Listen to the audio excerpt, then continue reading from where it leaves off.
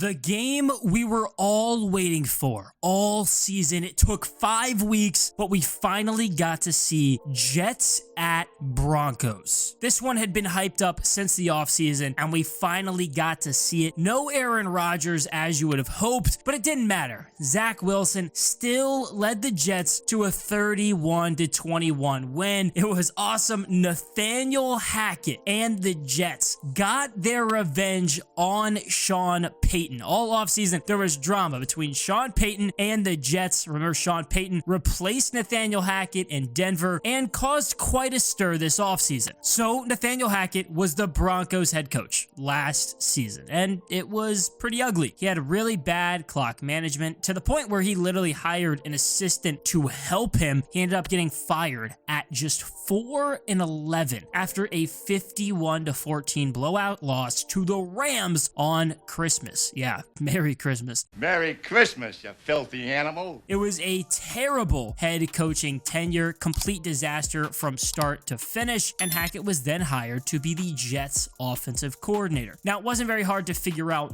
why that might be. The Jets were in the sweepstakes trying to get Aaron Rodgers, and Hackett had spent 3 straight years with Aaron Rodgers in Green Bay, and in 2 of those years, Rodgers won back-to-back MVPs. So there was already a previous relationship there. Hackett and Rodgers get along well, so it made sense. The same way the Jets went out and got Allen Lazard and Randall Cobb, they brought in Nathaniel Hackett. It made sense. Now, Russell Wilson did not play well last season. He did not have a lot of success with Hackett, and looking back, it was a very vanilla offense. They had a lot of problems, and it wasn't just Wilson. The offensive line struggled. I really felt like the wide receivers weren't playing up to their potential. It was just bad all around in Denver. Hackett couldn't even last the full season, and then this offseason, they hired Sean Payton to be their new head coach. He didn't even coach in 2022. Before that, long tenured with the Saints, had a ton of success, and his rights were actually still owned by the Saints. So in order for Denver to get Sean Payton, they actually had to trade for him. They gave up a 2023 first and a 2024 second. They got Payton, and they also got a 2024 third back. Now, acquiring Sean Payton clearly was a big move, but really all offseason, all eyes were on the Jets. They had this huge splash bringing in Aaron Rodgers. All eyes were on Rodgers. You already had a team that was pretty good last season, but your big problem was quarterback. That Jets defense last year was fantastic, but they had a revolving door at quarterback. No one was any good, and bringing in Rodgers was supposed to make this team a true contender for the Super Bowl. Obviously, that didn't work out the way they had hoped. Rodgers hurt his Achilles in week 1. He's probably out for the season. He's doing his voodoo, crazy ashwagandha stuff or whatever, and could be back at some point. Who knows? But for right now, it sounds like he's going to be out for the year. Still, in the offseason, everybody's paying attention to the Jets. Not only that, they ended up going on Hard Knocks, and you know, every team that goes on Hard Knocks, they end up with all of this extra hype every single season. So really, everyone was talking about the Jets, and Sean Payton certainly had some thoughts about the Jets. Sean Payton called last season one of the worst coaching jobs in the history of the NFL. And by the way, he went a lot further than just Nathaniel Hackett, and I think a lot of people don't fully realize that. He said that there were 20 dirty hands all in Russell Wilson, which essentially isn't just saying Nathaniel Hackett was terrible. He called the entire coaching staff terrible. Honestly, there was definitely some truth to it. Nathaniel Hackett just didn't pan out well as a head coach. It was a complete disaster year for Denver, but a lot of people said, hey, maybe it wasn't all Hackett's fault. And now looking back, with the Broncos still being bad without Hackett, I think there was definitely some other things in play there, like Russell Wilson. Now, after Sean Payton took those jabs, Robert Saleh, he didn't really have much of an interest in talking about it. He did have one quote where he said, I kind of live by saying, if you ain't got no haters, you ain't popping.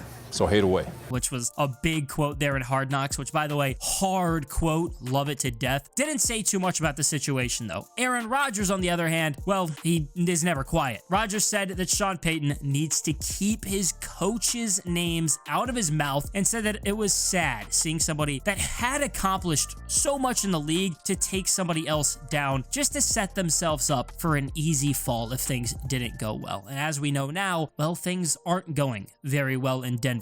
They're still bad. And by Sean Payton kind of hyping it up in that way to say how inept it was last year, it kind of makes things a little bit easier now that they suck. It ended up just stirring up a lot of unnecessary, stupid drama that really should have never happened. But all of a sudden, everybody's looking at the schedule and you see right there and you start circling week 5. Jets, Broncos, Nathaniel Hackett, and we hoped Aaron Rodgers, but that's not how it worked out, against Sean Payton. Now, these were two teams with a lot of hype in the offseason. Neither one got off to a very good start. The injury to Rodgers really killed the Jets. The Broncos are just, well, not good still. The only team they've beat before were the Bears, who are awful, but did beat the Commanders by a lot. Both were 1-3, had looked really bad. That kind of took some of the eyes off of this game. Losing Aaron Rodgers hurt. The offense had really struggled for the Jets. Broncos were still incompetent. And honestly, it still wasn't the prettiest game. It wasn't this offensive explosion, really good football. It was kind of goofy, and after the first quarter, it was 7-5. Of course, a completely normal football score. Russell Wilson actually got called for intentional grounding while he was in the end zone. That's how they got the safety. At the end of the half, Denver had a slight 13-8 lead and then just completely fell apart. And the first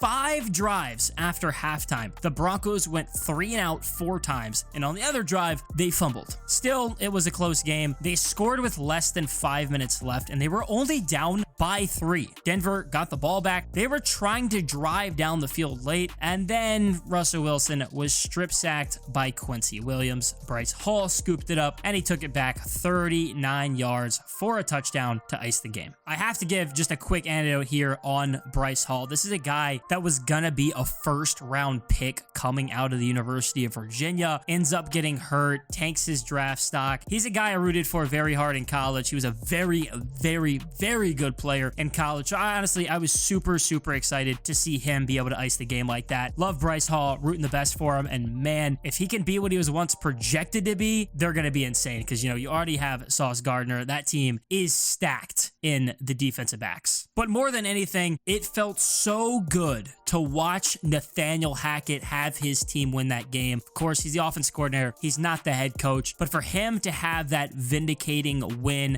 beating Sean Payton after all this hoopla in the offseason, it just felt awesome. Sean Payton didn't really stick around very long. It was a very quick handshake between Robert Saleh and Sean Payton. Game ends, and that's all I was thinking. I gotta see the post game. What's gonna happen? And it was just this quick 1-2, done with, no interest in talking. And honestly, I don't blame them. I don't think either one really cares. I don't think either one wants to talk about it. But this was a huge deal for Nathaniel Hackett. He ended up getting the game ball. Absolutely ecstatic for him. I was honestly really rooting for the Jets. I was hoping that they got the win. I'm not just rooting for the Jets. I'm rooting for Zach Wilson. He's a guy that I'd love to see turn his career around and end up being pretty good. Robert Saleh, like him as a coach. We'll see if he's the guy or not. But honestly, Sean Payton, with all the remarks, I get what he was doing. I don't fully blame him for saying what he said in the offseason. A lot of what he was doing was kind of just trying to have his quarterbacks back. By putting some of that blame on Nathaniel Hackett, he was taking it off of Russell Wilson. I don't think he went about it in the right way. It came off bad and ended up being this whole mess, but I do understand what he was doing, and I think that honestly is to a degree just what a good coach does. He's trying to have Russ's back, and now after a handful of weeks, honestly, Russell Wilson's looked way better than he did last season. This Broncos team is still not any good, but Russell Wilson hasn't been bad, and I think that's something that is getting overlooked right now. He's playing at a much higher level than he did last year. The problem is that Denver still just isn't very good, so we're gonna have to see if they can actually turn it around, but it's not gonna be easy in the AFC West. I think it goes without saying that Nathaniel Hackett was a problem. He was not very good, and Denver probably played a big role in Russell Wilson looking worse, but I do also think Russell Wilson was a problem too, and there were a lot of other things in that building that were an issue. Still, when somebody comes out and talks like Sean Payton, it's awesome to see them get shut down with a loss like this, calling it a terrible coaching job. 1 year later, you're in the same spot, bad team, losing to that same guy. That's just cool to see, and that's why football's so amazing. Who knows? Nathaniel Hackett with the Broncos, and maybe it was one of the worst coaching jobs in NFL history, but it doesn't matter because Sean Payton is doing the same